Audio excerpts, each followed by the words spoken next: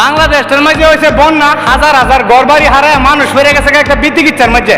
এর মাঝে দুই তিনটা বান্দির ভূতাই আছে না, বউ ব্যবসা করে যে ফেসবুকের মধ্যে গিয়া বান্দির ভূতাইতে 100 টাকার মুড়ি আর 100 টাকার মোমবাতি লেগিয়া নিজের মানবতার ফেরিগুলা দাবি করতেছে গিয়া। এই বান্দির ভূতাই 200 টাকার জিনিস মানুষের বাসে দিয়া তোরা নিজের কি মনে করতেছস? 70,000 ভিডিও বানাইছস, তোরা তো যাস যেন যাস এন ওই ব্যবসার চিন্তা করো। বউ বাড়া দিয়া কাশি রইতে বলা, আবার মানবতার ফেরিগুলা ওই দিকে করে খাঙ্কির নির্ভূতায় মানুষ করলাম এমনি অতারও করছে, মানুষের মন মিজাজ করলাম বালা না। বান্দির নির্ভূতায় তোরা যে জিনিসগুলি দিতাছ তারা কি বইনি? এই কুমিল্লা নোয়াখালীর মানুষ কি বইনি? বাংলাদেশের মধ্যে যদি ধনী কোনো জেলা দেয়, এই কুমিল্লা নোয়াখালী 10টা জেলার মধ্যে আছে।